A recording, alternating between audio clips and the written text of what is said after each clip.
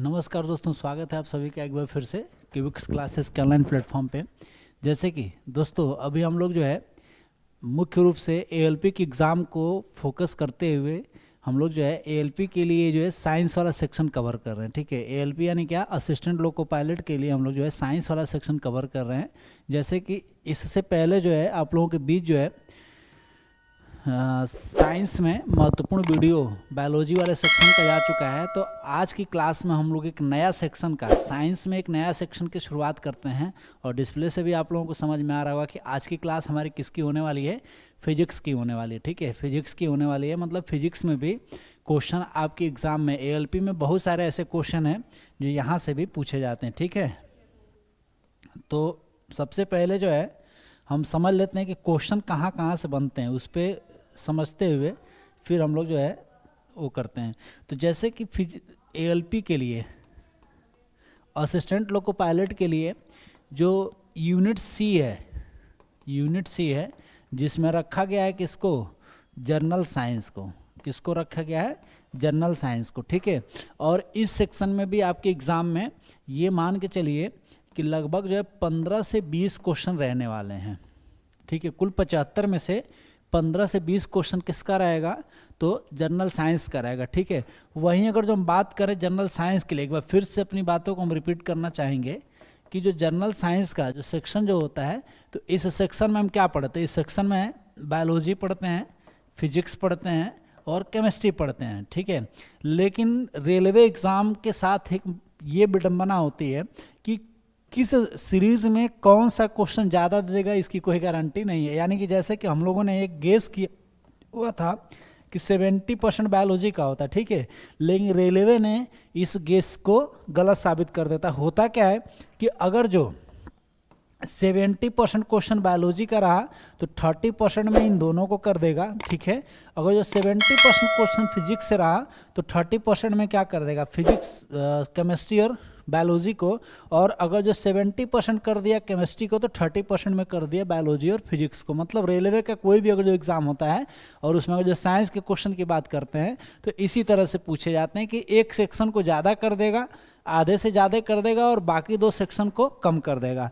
तो तीनों में से किसी को भी ज़्यादा कर सकता है, किसी को भी कम कर सकता है। ये जो है एग्ज़ाम के मतलब वो क्या कह सकते हैं कि इनिंग वगैरह पे डिपेंड करता है कि किस पाली में क्या आ जाएगा, ये कोई नहीं जानता। ठीक है, मतलब मेरा कहने का मतलब ये है कि अगर जो आप रेलवे के लिए अगर जो प्रिपरेशन कर रहे हैं तो आपको तीनों ही साइंस पे अच्छे से फोकस करना होगा। ठीक है, यानी अगर जो आप रेलवे के लिए प्रिपरेशन कर रहे हैं तो जितने अच्छे से आपको बायो कवर करना है उतना ही अच्छे से आपको फिजिक्स भी कवर करना है और उतना ही अच्छे से आपको केमिस्ट्री भी कवर करना है। ठीक है, तो इसी तरह से हम लोग जो है साइंस की पढ़ाई को कंटिन्यू रखना है। ठीक है, तो देर ना करते हुए टॉपिक पे आते हैं। जैसे कि आपको पता है, मैंने बताया था कि फादर ऑफ बायोलॉजी किसे कहते हैं, एरिस्टोटल को कहते हैं। यानी सबसे पहले एरिस्टोटल ने स्पीसीज ऑफ नेचर करके एक अपना वो निकाला था और उसी में उन्होंने सबसे पहले बायोलॉजी वर्ड का नाम दिया था, बायोलॉजी वर्ड का नाम दिया हुआ था।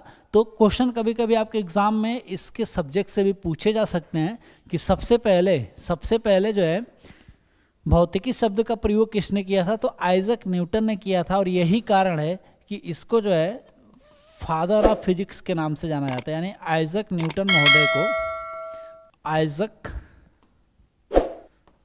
महोदय को फादर ऑफ फिजिक्स के नाम से इनको जाना जाता है। ठीक है, अब फिजिक्स वाले टॉपिक में आपको पढ़ना क्या क्या है इसको समझ लेते हैं। तो फिजिक्स में देखा जाए तो कुछ महत्वपूर्ण सेक्शन है जो कि आपके एग्जाम में यहाँ से क्वेश्चन पूछे जाते हैं। ठीक है, तो सबसे इंपॉर्टेंट देखा जाए तो इसमें जो है क्या है, मैकेनिज्म है। ठीक है, जिसको हम क्या कहते हैं, यांत्रिकी कहते हैं। और यांत्रिकी के अंतर्गत जर्नली जो है हम 30% फिजिक्स को पढ़ लेते हैं। ठीक है, यानी 30% फिजिक्स जो है आपका मैकेनिज्म में ही कवर हो जाता है, जिसमें हम क्या पढ़ते हैं, फोर्स के बारे में पढ़ते हैं, मोशन के बारे में पढ़ते हैं और भी चीज़ें फोर्स से रिलेटेड और मोशन से रिलेटेड जो भी जो टॉपिक है सारे टॉपिक आपका मैकेनिज्म में ही खत्म हो जाते हैं। ठीक है, जैसे लेवर वगैरह भी हम क्या करते हैं इसी में पढ़ लेते हैं, उत्तोलक वगैरह के बारे में। ठीक है, इसके बाद देखा जाए तो आपका 20% क्वेश्चन जो है 20% क्वेश्चन आपका लाइट से पूछे जाते हैं। 20% क्वेश्चन आपका कहाँ से पूछे जाते हैं, प्रकाश से। यानी प्रकाश देखा जाए तो बहुत ही बड़ा और बहुत ही महत्वपूर्ण टॉपिक है, ठीक है, बहुत ही जो है महत्वपूर्ण टॉपिक है। और बाकी आपका 50% में ये सारे सेक्शन हो गए, 50% में यह जो है सारे सेक्शन हो गए, 50% में ये सारे सेक्शन हो गए, ठीक है। यानी आपके एग्जाम में 50% फिजिक्स के इन सारे टॉपिक से क्वेश्चन होते हैं, 8-9 टॉपिक हैं, और बाकी को जो 50% क्वेश्चन देखा जाए तो मैकेनिज्म और लाइट से होते हैं, ठीक है, मैकेनिज्म और लाइट से होते हैं। तो इन्हीं दोनों टॉपिक को हम लोगों को और बाकी सबको भी करना है, लेकिन जो है मुख्य रूप से ध्यान में रखते हुए इन 2 टॉपिकों को हम लोगों को फोकस करते हुए चलना है, ठीक है। तो देर ना करते हुए हम शुरुआत करते हैं मैकेनिज्म के एक महत्वपूर्ण टॉपिक जिसका नाम क्या है, यूनिट। क्या नाम है, यूनिट, यानी इसको हम क्या कहते हैं, मापन कहते हैं, मेजरमेंट। क्या बोलते हैं, मेजरमेंट, ठीक है। तो मेजरमेंट की अगर जो बात करें तो भौतिकी में जो मेजरमेंट प्रयोग में लाए जाते हैं, भौतिक के लिए जो मेजरमेंट प्रयोग में लाए जाते हैं ये 2 तरह के होते हैं, ठीक है। फिजिक्स में जो मेजरमेंट यूज में लाए जाते हैं ये 2 तरह के होते हैं। एक तो होता है फंडामेंटल और दूसरा होता है डेराइव्ड। क्या होता है, डेराइव्ड, ठीक है। तो एग्जाम में होता क्या है कि कुछ ऐसे भी क्वेश्चन पूछे जाते हैं कि भौतिकी में कुल मापन की संख्या कितनी है, भौतिकी में कुल मापन की संख्या कितनी है। तो ऑप्शन दे देता है, 6 दे देगा, 7 दे देगा, 8 दे देगा, 9 दे देगा। तो आपका राइट आंसर क्या हो जाएगा, 7। यानी देखा जाए तो जो मूल मात्रक हैं, मूल मात्रक की अगर हम बात करें, फंडामेंटल यूनिट और टोटल फंडामेंटल यूनिट कितने हैं, 7 हैं, ठीक है, 7 हैं। होता क्या है कि कभी कभी जो है इनके कुछ यूनिट्स के एग्जाम्पल जो है एग्जाम में दे देता है, जैसे कि दे दिया, जैसे केल्विन दे दिया, सेंटीग्रेड दे दिया, फ़ारेनहाइट दे दिया और रीमर दे दिया, ठीक है। कौन कौन से दे दिया, केल्विन दे दिया, ठीक है, सेंटीग्रेड दे दिया, फ़ारेनहाइट दे दिया और रीमर दे दिया। और इसके बाद ये क्वेश्चन पूछ लिया कि इसमें से कौन सा फंडामेंटल यूनिट है, इसमें से कौन सा फंडामेंटल यूनिट है। यानी मतलब ये है कि ये चारों के चारों किसके यूनिट हैं, ताप की यूनिट हैं। इसे क्या मेजर करते हैं, टेम्परेचर मेजर करते हैं, ठीक है। के क्या हो जाएगा, केल्विन, सी क्या हो जाएगा, सेल्सियस, या इसी को हम क्या कहते हैं, सेंटीग्रेड, एफ क्या हो जाएगा, फ़ारेनहाइट, क्या होगा, फ़ारेनहाइट, ठीक है। एंड अगर जो आर की बात करें तो क्या हो जाएगा, रीमर, क्या हो जाएगा, रीमर। अब इसमें से आपको ये बताना है, इसमें से आपको ये बताना है कि इसमें से कौन सा फंडामेंटल यूनिट है। तो आपका आंसर क्या हो जाएगा, केल्विन हो जाएगा। यानी फंडामेंटल का मतलब क्या होता है कि फंडामेंटल यूनिट का आशय यह होता है कि बाकी जितने भी सारे मात्रक हों, सारे के सारे मात्रक जिससे बने होते हैं उसी को हम क्या कहते हैं, फंडामेंटल या मूल मात्रक कहते हैं, ठीक है। यानी जितने भी यूनिट, जितने भी बाकी के यूनिट बने होते हैं जिस यूनिट से, यानी जो बेसिक होता है, मूल या फंडामेंटल का मतलब क्या होता है, जो बेसिक होता है, ठीक है। तो जो बेसिक यानी इसी को डाइवर्ट करके या इसी से डेराइव्ड करके बहुत सारे यूनिट जो है बने होते हैं, ठीक है। तो इसी तरह से हम लोगों को एक एक चीज़ को समझ करके रखना है, जैसे कि मैंने आपको दे दिया। इसके बाद कुछ ऐसे भी यूनिट्स का नाम दे देता है जो कि आपको ये बताना होता है कि ये क्या है, ठीक है। तो हमको कहने का मतलब है कि हमको फंडामेंटल और डेराइव्ड ये दोनों तरह के यूनिट्स को हम लोगों को समझते हुए चलना है, ठीक है। तो फंडामेंटल यूनिट की ओर जो बात करें तो ये ऐसे मात्रक होते हैं जो स्वतंत्र होते हैं, मतलब इसको जो किसी भी दूसरे यूनिट के साथ प्रयोग में नहीं लाया जाता है, यह स्वतंत्र मात्रक होते हैं। यानी ये भी कह सकते हैं कि मापन के लिए प्रयोग होने वाले स्वतंत्र मात्रक को हम क्या कहते हैं, फंडामेंटल कहते हैं। मापन के लिए प्रयोग होने वाले स्वतंत्र मात्रक को हम क्या कहते हैं, फंडामेंटल यूनिट के नाम से जानते हैं, ठीक है। वहीं को जो डेराइव्ड की बात करें तो इसी से फंडामेंटल से क्या होते हैं, डाइवर्टेड होते हैं। फंडामेंटल से क्या होते हैं, ये परिवर्तित या डाइवर्टेड होते हैं, ठीक है। फंडामेंटल से परिवर्तित या डाइवर्टेड होते हैं और इनको हम क्या कहते हैं, डेराइव्ड यूनिट के नाम से जानते हैं, ठीक है। तो यूनिट मुख्य रूप से भौतिकी में 2 तरह के होते हैं, मूल मात्रक और व्युत्पन्न मात्रक, ठीक है। मूल मात्रक और व्युत्पन्न मात्रक, ठीक है। तो शुरुआत करते हैं मूल मात्रक की। मूल मात्रक के बारे में मैंने आपको क्या बताया कि मूल मात्रक का आशय क्या है। मूल मात्रक का आशय क्या है कि मापन के लिए मापन के लिए प्रयोग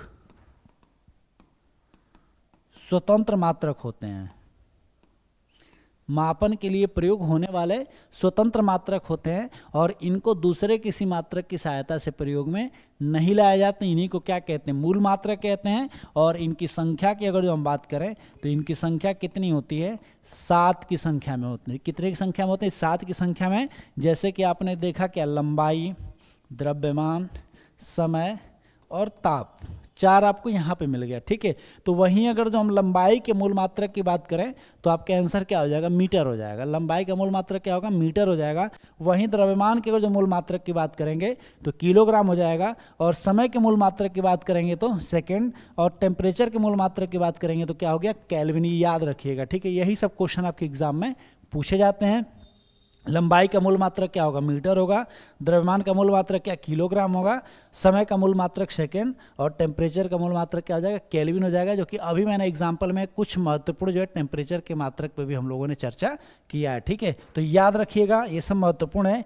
इसके बाद आगे देखा जाए तो 4 आप लोगों ने उधर देख लिया और बाकी आपके 5 नंबर, 6 नंबर और 7, 5, 6 और 7। ठीक है, यानी कुल मूल मात्रक की संख्या कितने हैं? 7 हैं। 7 में मैंने 4 ऑलरेडी डिस्कस कर दिया, बचे कितने? 3। अब 3 में जैसे कि ज्योति तीव्रता, या इसको हम क्या कहते हैं? Luminous intensity. एक बार फिर से देख लें। जैसे ये आपका लेंथ हो गया, मास हो गया, टाइम हो गया और टेम्परेचर हो गया। ठीक है, length, mass, time and temperature. Length, mass, time and temperature. Length का क्या हो गया? मीटर। मास का क्या हो गया? किलोग्राम। टाइम का क्या हो गया? सेकंड। एंड टेम्परेचर की बात करें तो केल्विन हो गया। टेम्परेचर की बात करें तो ये केल्विन हो गए। ठीक है, नेक्स्ट देखा जाए तो 5वें नंबर पे क्या? Luminous intensity. 6ठे नंबर पे क्या? Electric current. एंड 7वें नंबर की बात करें तो पदार्थ की मात्रा है या अमाउंट ऑफ सब्सटेंस के नाम से जानते हैं। ठीक है, ल्यूमिनियस इंटेंसिटी, ठीक है, luminous intensity, electric current and amount of substance. ये सारे के सारे क्या हो गए? ये सभी के सभी जो है ये सभी के सभी क्या हो गए? तो ये मात्रक हो गए किसके? ये हो गए फंडामेंटल के। किसके हो गए?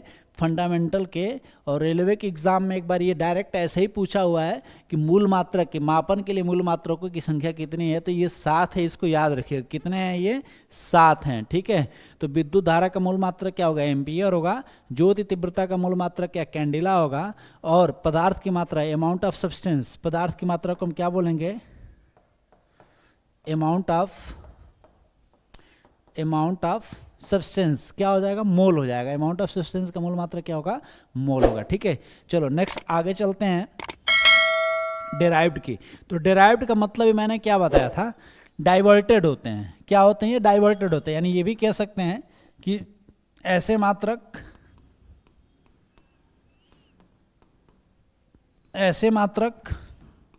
जो मूल मात्रक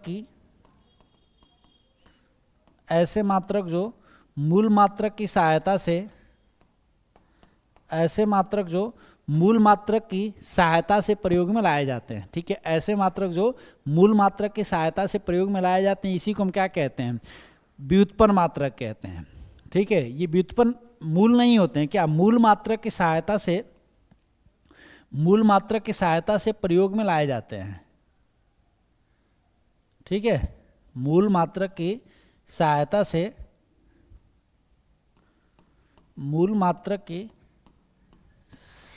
से प्रयोग होते हैं या प्रयोग में लाए जाते हैं। इसी को हम क्या कहते हैं? इसी को कहते हैं डेराइव्ड मात्रक। ठीक है, अब इसकी अगर जो एग्जांपल की बात करें तो जैसे कि लिया मैंने बल की अगर जो बात किया जाए तो बल क्या होता है? बल बराबर F × A। अब ए की बात करेंगे तो क्या हो जाएगा? त्वरण हो जाएगा। ठीक है, और ए बराबर क्या होता है? ए बराबर क्या होता है? Delta V by delta T. A. अब यहाँ अगर जो बात करें ये तो क्या हो गया? ए बराबर क्या हो गया? M × A। क्या होगा? M × A। अब ए की बात करें मास, और मास को हम किससे मेजर करेंगे? किलोग्राम से। किससे मेजर करेंगे? किलोग्राम से। जबकि अगर जो एक्सेलरेशन की हम बात करें तो इसका जो यूनिट जो होता है मीटर प्रति सेकेंड होता है, मीटर प्रति सेकेंड स्क्वायर, ठीक है। यानी यहाँ से 2 मिले कि नहीं, यानी एक मिल गया मीटर, एक मिल गया सेकेंड, एक मिल गया केजी, यानी ये तीनों मूल मात्रक के ही हैं, लेकिन इसी को डाइवर्ट करके क्या बना दिया गया, यानी बल का जो मात्रक जो होगा क्या हो जाएगा, डेराइव्ड हो जाएगा, व्युत्पन्न हो जाएगा, ठीक है। और सबसे बड़ी बात है कि इसकी संख्या फिक्स नहीं होती, जैसे कि मैंने आपको बताया कि फंडामेंटल जो होते हैं ये फिक्स होते हैं, इनकी संख्या कितनी 7 होती है, जबकि मूल मात्रा की संख्या 7 नहीं होती है। ये संख्या की बात अगर जो करें तो ये इन्फिनाइट हो जाएंगे। क्यों? क्योंकि अभी तक जितने सारे बने हैं मापन के लिए या भौतिकी में, फिजिक्स में जितने सारे यूनिट बने हैं और आगे जितने बनेंगे सभी के सभी क्या रहेंगे, डेराइव्ड रहेंगे। क्या रहेंगे? डेराइव्ड रहेंगे। तो इस वजह से इनकी संख्या जो है फिक्स नहीं है, इसको हम क्या कह सकते हैं कि इन्फिनाइट है, ठीक है। एग्जाम्पल मैंने दे दिया, जैसे फोर्स मिल गया, प्रेशर मिल गया, कार्य मिल गया, विभव और न्यूटन, पास्कल, जूल, ठीक है, वोल्टेज, सब सारे के सारे क्या हैं, सभी के सभी जो है डेराइव्ड यूनिट है, ठीक है। तो यूनिट उम्मीद करते हैं कि समझ आ गया होगा। यूनिट 2 तरह के होते हैं, एक होता है फंडामेंटल, दूसरा डेराइव्ड होता है, ठीक है। आगे बढ़ते हैं। कुछ जो है सब यूनिट भी हैं जो कि एग्जाम में आपसे पूछे जाते हैं, सब यूनिट, ठीक है। यानी 2 के बाद एक तो मैंने बताया आपको क्या, फंडामेंटल, और दूसरा मैंने आपको क्या बताया, डेराइव्ड बताया। उसके बाद जो 2 जो है सब यूनिट भी हैं, और इस सब यूनिट में कौन, एक तो एंगल का हो गया, एक जो है एंगल का, और एंगल का जो यूनिट जो होता है तो इसको हम आर से मेजर करते हैं। किससे मेजर करते हैं? आर से। और वहीं अगर जो सॉलिड एंगल की हम बात करें, सॉलिड एंगल की अगर जो हम बात करें तो सॉलिड एंगल को हम स्टेरेडियन से मेजर करते हैं। तो इसको भी याद रखिएगा कि एंगल का यूनिट क्या होता है, रेडियन, और सॉलिड एंगल का यूनिट क्या हो जाएगा, स्टेरेडियन हो जाएगा, ठीक है। चलो आगे हम बात करें, मापन के लिए प्रयोग होने वाले मापन प्रणाली कौन कौन से हैं, यानी measurement unit, measurement system, use in measurement system in measurement, use in measurement system in measurement. मापन के लिए प्रयोग होने वाले मेजरमेंट सिस्टम कौन कौन से, इसको जानेंगे। तो वहीं अगर जो मेजरमेंट सिस्टम की बात करें तो प्रॉपर देखा जाए तो अभी तक 3 मेजरमेंट सिस्टम हैं। कौन कौन से? 3 मेजरमेंट सिस्टम है जिनका प्रयोग जो मेजरमेंट के लिए किया जाता है। इसमें MKS है, दूसरा क्या है, CGS है, देन FPS। क्या है? MKS, CGS and FPS। अगर जो MKS की हम बात करें तो MKS का मतलब क्या हो जाएगा, मीटर, केजी, सेकेंड। और वहीं अगर जो CGS की बात करें तो CGS जो होता है सेंटीमीटर, ग्राम और सेकेंड होता है, सेंटीमीटर, ग्राम और सेकेंड होता है। MKS का मतलब क्या है, मीटर, केजी, सेकेंड। MKS क्या है, मीटर, केजी, सेकेंड। CGS क्या है, सेंटीमीटर, ग्राम और सेकेंड, ठीक है। वहीं अगर हम FPS की बात करें, क्या, FPS, तो FPS में जो है हम फुट, पाउंड और सेकेंड का यूज करते हैं, ठीक है। तो समझ आ गया होगा कि फिजिक्स में या मेजरमेंट सिस्टम में जो मेजरमेंट यूज में लाए जाते हैं, कौन कौन से मेजरमेंट सिस्टम है, मेजरमेंट के लिए जो मेजरमेंट सिस्टम यूज में लाए जाते हैं इनकी संख्या 3 है, MKS, CGS एंड FPS। कौन कौन से? MKS, CGS एंड FPS, ठीक है। MKS में क्या है, तो इनको हम बड़े यूनिट भी कह सकते हैं, यानी मीटर क्या है, ये भी जो है लंबाई का बड़ा यूनिट है।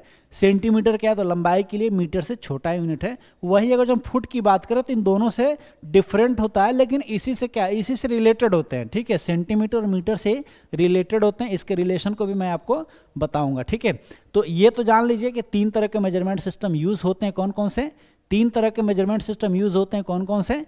MKS, CGS एंड FPS, ठीक है। याद रखिएगा कौन कौन से, MKS, CGS एंड FPS, ठीक है। MKS की बात करें मीटर, केजी, सेकेंड। CGS क्या है, सेंटीमीटर, ग्राम, सेकेंड। और FPS की बात करें तो फुट, पाउंड और सेकेंड, ठीक है। जैसे मीटर लंबाई के लिए प्रयोग होता है, उसी तरह से सेंटीमीटर भी लंबाई के लिए और फुट भी लंबाई के लिए, ठीक है। उसी तरह से बात करें किलोग्राम, केजी मास के लिए, ग्राम भी मास के लिए और पाउंड भी मास के लिए प्रयोग होते हैं, ठीक है। दूसरे लेवल पे देखा जाए तो सेकेंड तीनों में है, और सेकेंड ये कॉमन है, और इसका प्रयोग हम कहाँ करते हैं, तो समय के लिए करते हैं। कहाँ करते हैं? समय के लिए करते हैं, ठीक है। तो ये समझ आ गया होगा कि 3 तरह के मेजरमेंट सिस्टम जो है यूज होते हैं। इसके बाद अगर हम बात करें एसआई की, तो एसआई को ही एक चीज और समझ लें, जैसे मैंने बताया था एमकेएस, तो एमकेएस को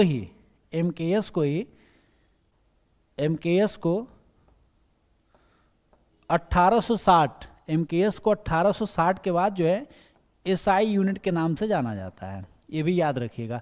यानी एमकेएस और एसआई में कोई डिफरेंट नहीं है। आगे चल करके एमकेएस को ही एसआई से मॉडिफाई कर दिया और एसआई मॉडिफाई कर दिया गया, और एसआई क्या होता है, तो इसको हम कहते हैं इंटरनेशनल स्टैंडर्ड। क्या होता है ये? International standard. जबकि एमकेएस की बात करें तो ये क्या है? Meter KG second. इसी का ही दूसरा रूप क्या है? एसआई है। तो एसआई को आप अलग मत समझिएगा कि नहीं एसआई है तो फिर कुछ अलग हो जाएगा, ठीक है। एसआई की बात करें तो ये साल 7 जो है मूल मात्रक हैं, जिसके बारे में मैंने आप लोगों को अभी बताया। तो इसमें जैसे कि बात करें लंबाई की, तो लंबाई का मतलब क्या है कि 1 मीटर जो होता है, जिसे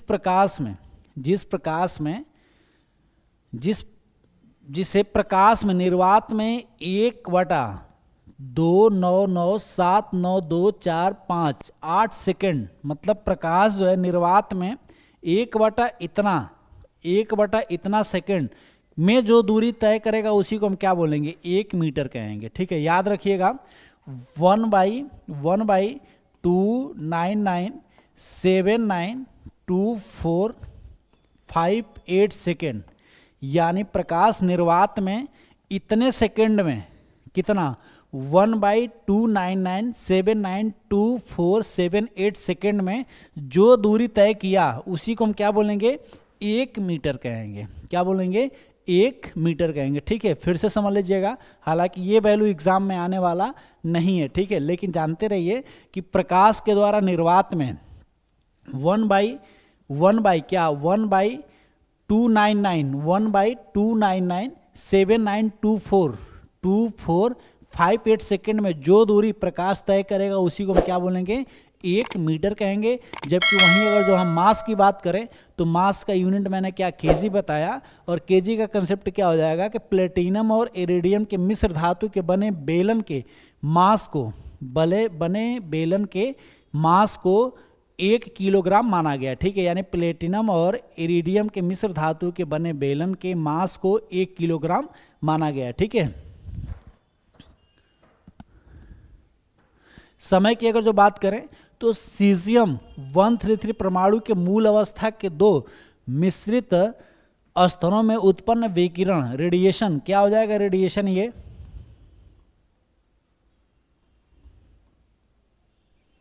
रेडिएशन की अगर जो बात करें तो ये रेडिएशन क्या हो जाएंगे? 9192631770 आवर्तकाल, यानी जो टाइम ऑफ पीरियड है, टाइम ऑफ पीरियड की अवधि में उत्पन्न रेडिएशन को हम क्या कहते हैं? 1 सेकेंड कहते हैं। यानी सीजियम 133 परमाणु के मूल अवस्था के 2 निश्चित ऊर्जा स्तरों से उत्पन्न रेडिएशन कितना? 9192631770 टाइम पीरियड की अवधि को हम क्या कहते हैं? 1 सेकेंड कहते हैं, ठीक है। वहीं अगर हम करंट की बात करें तो 1 एम्पियर तारों के बीच प्रति मीटर लंबाई में 2 × 10⁻⁻7 लगने वाले बल की विद्युत धारा का ही परिमाण होता है। उसी को हम क्या कहते हैं? 1 एम्पियर कहते हैं, जो कि विद्युत धारा का मात्रक है, ठीक है। टेम्परेचर की अगर जो बात करें तो टेम्परेचर का यूनिट मैंने कैंडिला बताया था, और कैंडिला का सेंस यहाँ पे क्या निकल के आएगा कि स्रोत के उस दिशा में 540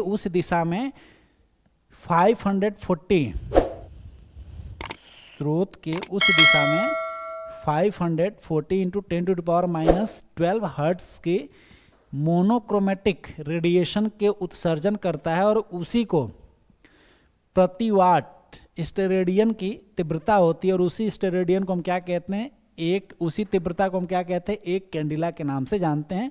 मोल की अगर जो बात करें तो ये अमाउंट ऑफ सब्सटेंस हो जाता है, और वहीं अगर जो ज्योति तीव्रता की बात करें, किसका यूनिट है ज्योति तीव्रता?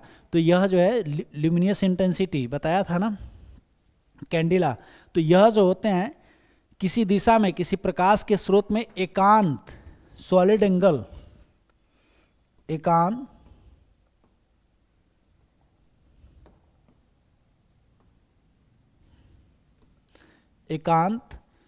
सॉलिड एंगल में उत्सर्जित होने वाली ज्योति फ्लक्स की मात्रा को हम क्या कहते हैं?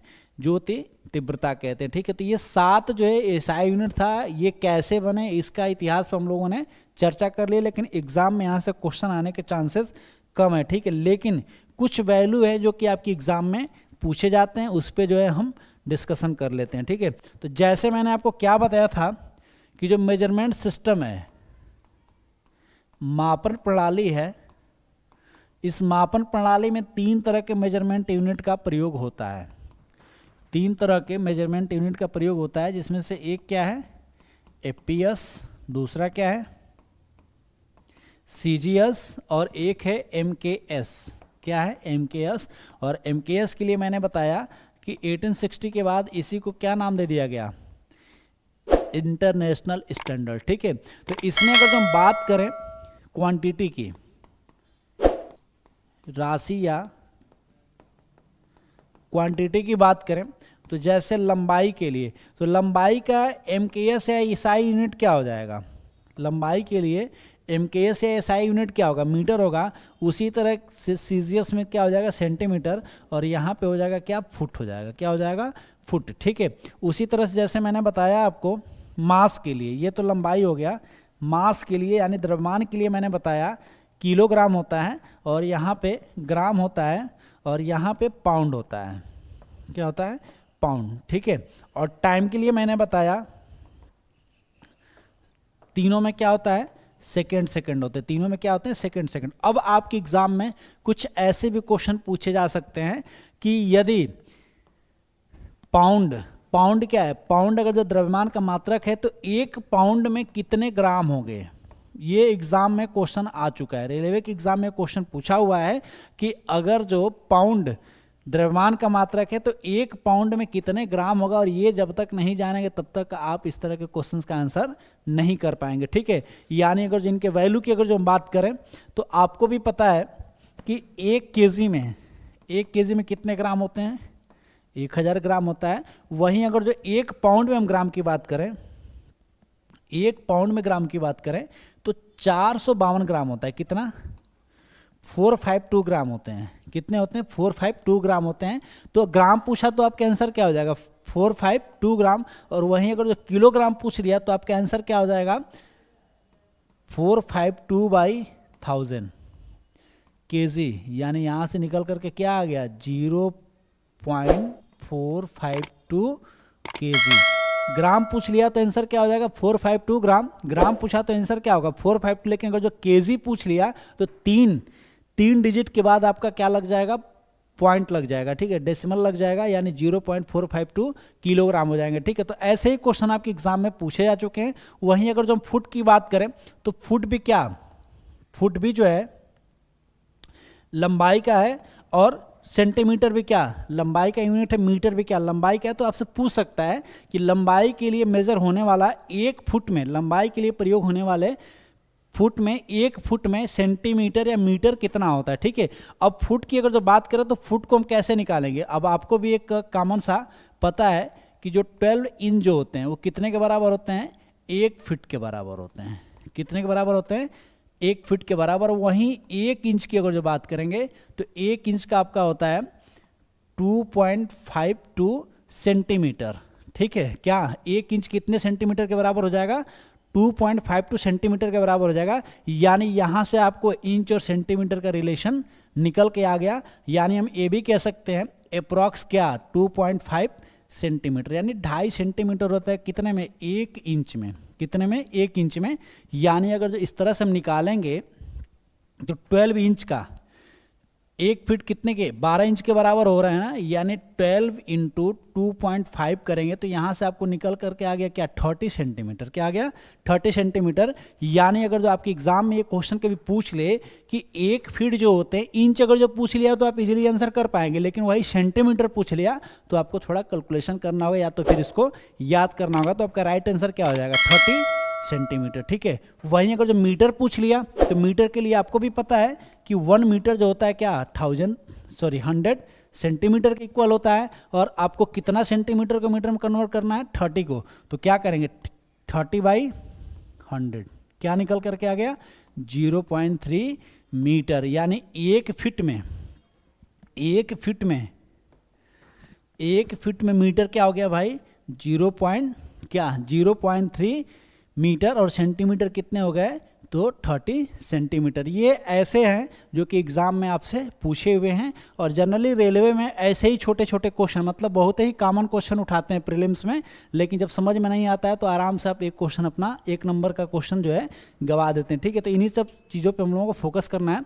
और भी अगर हम कुछ बात करें जैसे फोर्स के लिए, तो बल का एसआई यूनिट क्या होता है न्यूटन होता है, और वहीं जो है सीजीएस में किसका यूज़ करते हैं डाइन का यूज़ करते हैं, और एपीएस में क्या करते हैं तो 10⁵ डाइन लिखते हैं, क्या 10⁵ डाइन, और ये जो 10⁵ डाइन जो है यह 1 न्यूटन के इक्वल होता है, यानी 10⁵ डाइन जो है 1 न्यूटन के बराबर होता है, ठीक है। वहीं अगर जो हम एनर्जी की बात करें, ऊर्जा की अगर जो बात करें, तो ऊर्जा का एसआई यूनिट क्या होता है अर्ग होता है, ऊर्जा का एसआई यूनिट क्या होगा अर्ग होगा, और अर्ग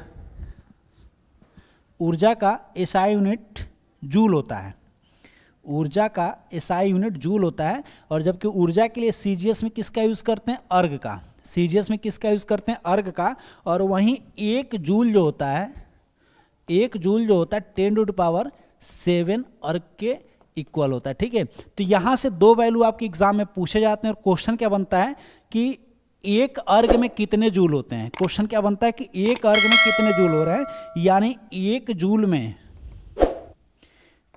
में अर्ग कितना हो रहा है 10⁷, और अब वहीं क्वेश्चन आपसे पूछ ले कि 1 अर्ग में जूल क्या हो रहा है, तो 1 अर्ग में जूल की वैल्यू क्या हो जाएगी 10⁻⁻7 जूल, और यही वाला क्वेश्चन एग्जाम में पिछली बार पूछा हुआ था प्रीलिम्स में, ठीक है।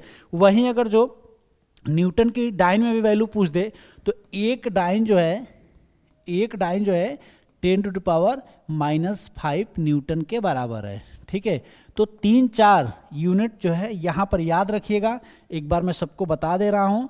तो डाइन की वैल्यू याद रखिएगा, जूल की वैल्यू याद रखिएगा, फुट वाले में आप इसको याद रखिएगा, सेंटीमीटर और पाउंड वाले में ग्राम को और किलोग्राम को याद रखिएगा, ठीक है। ये क्वेश्चन आपके एग्जाम में पूछे जा चुके हैं, ठीक है। चलिए अब आगे बढ़ते हैं।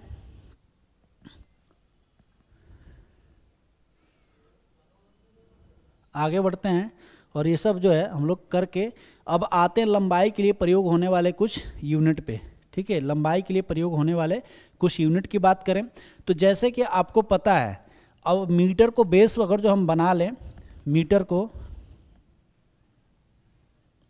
अगर जो बेस बना लें, लंबाई का मूल मात्रक क्या है मीटर है, लंबाई का मूल मात्रक क्या है मीटर है, लंबाई का फंडामेंटल यूनिट क्या है मीटर है।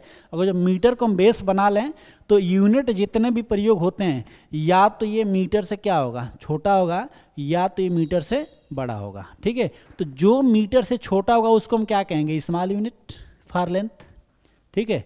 जो छोटा होगा उसको हम क्या बोलेंगे स्मॉल यूनिट फॉर लेंथ, और जो बड़ा होगा उसको हम क्या बोलेंगे लार्ज यूनिट फॉर लेंथ। और लार्ज यूनिट फॉर लेंथ का एग्जांपल क्या हो गया, जैसे एक प्रकाश वर्ष हो गया, पारसेक हो गया, एस्ट्रोनॉमिकल यूनिट हो गया, एक्सेट्रा।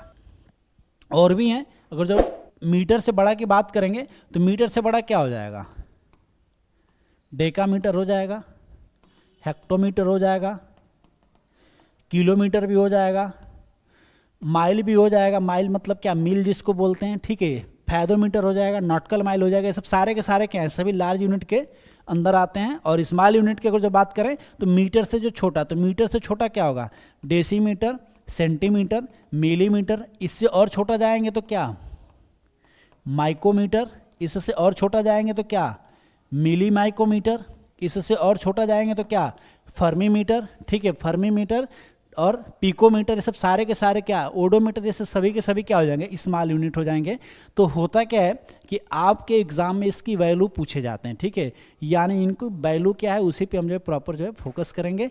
एक एक जितना सारा मैंने आपको बताया, बड़े और छोटे में सबकी वैल्यू जानेंगे और किसका प्रयोग कहाँ होता है। तो जैसे कि पता है कि लंबाई का ये बड़े मात्रक हैं, यानी प्रकाश वर्ष से भी हम क्या मेजर करेंगे, लंबाई करेंगे, पारसेक से भी क्या करेंगे, लंबाई मेजर करेंगे। लेकिन एग्जाम में इसकी वैल्यू पूछे जाते हैं कि एक प्रकाश वर्ष जो होता है कितने मीटर के बराबर होता है या कितने किलोमीटर के बराबर होते हैं, एक पारसेक जो होता है यह कितने मीटर के बराबर होता है, एक एस्ट्रोनॉमिकल यूनिट जो है कितने मीटर के बराबर होता है, और इसका प्रयोग कहाँ करते हैं, ठीक है, इसका यूजेस कहाँ होते हैं, ये भी आपके एग्जाम में पूछे जाते हैं, ठीक है।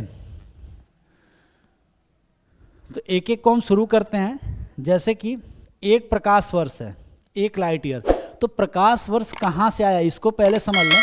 तो जो एक प्रकाश वर्ष है, ये अभी पेट के एग्जाम में भी पूछा हुआ था, रेलवे में कई बार ये क्वेश्चन रिपीट कर चुका है।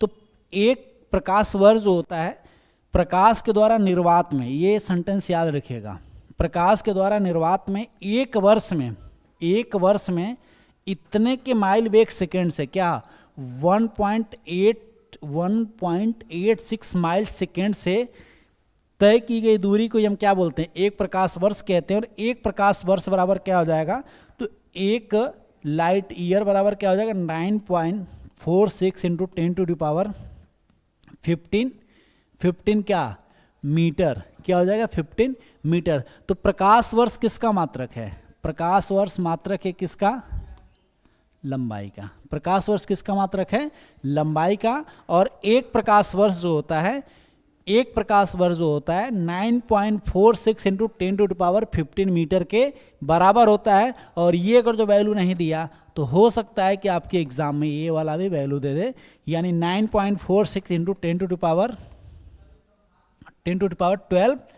किलोमीटर, ठीक है, 10⁻12 किलोमीटर, 9.46 इंटू 10⁻12 किलोमीटर भी हो सकता है। इसको याद रखिएगा, ऑप्शन में या तो ये ऊपर वाला देगा या तो ये नीचे वाला देगा, या तो ऊपर वाला या तो नीचे वाला, ठीक है, दोनों वैल्यू को याद रखिएगा।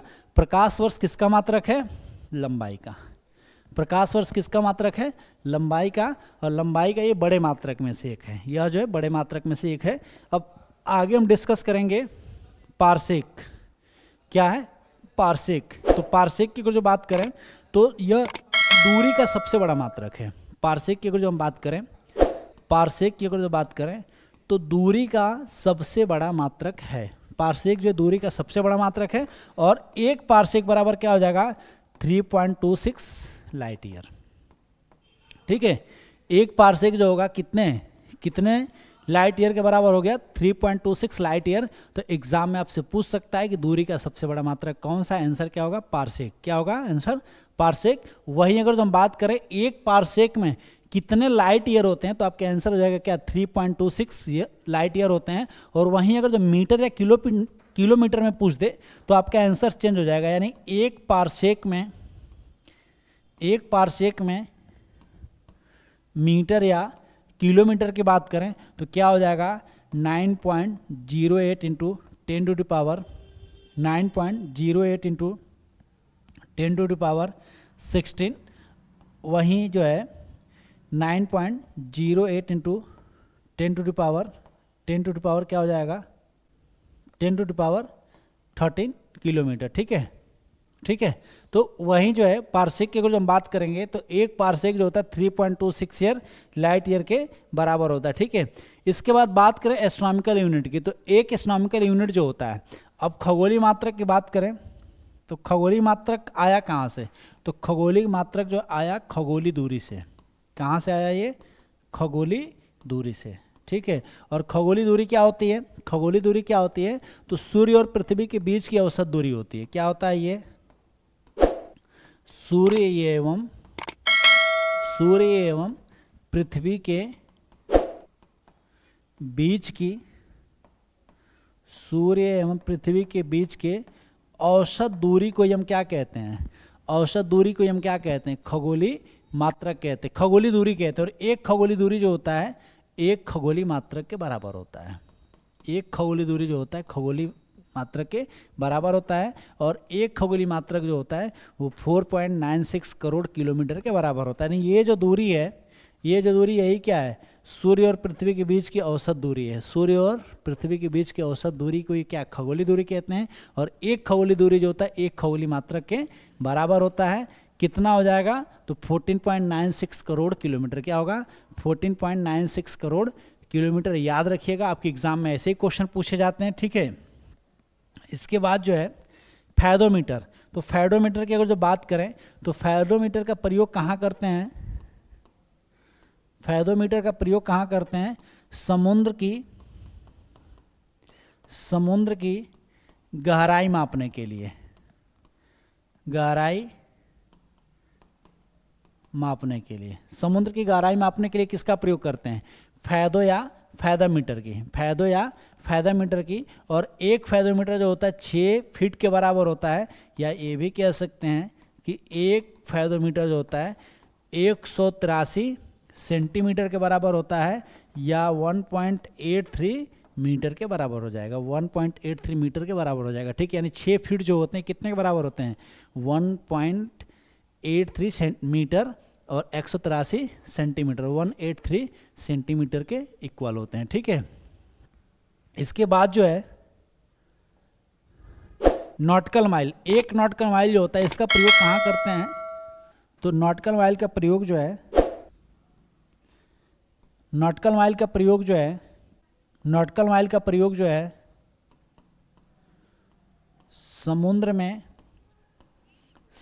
में जलयान द्वारा या समुद्र में लंबाई मापने के लिए, यानी हम जलयान के द्वारा तय की गई दूरी, जलयान के द्वारा तय की गई दूरी या समुद्र में लंबाई मापने के लिए हम किसका प्रयोग करते हैं, नॉटिकल माइल का। किसका प्रयोग करते हैं, नॉटिकल माइल का, ठीक है। नॉटिकल माइल, नॉटिकल माइल को हम क्या बोलते हैं, एनएम कहते हैं।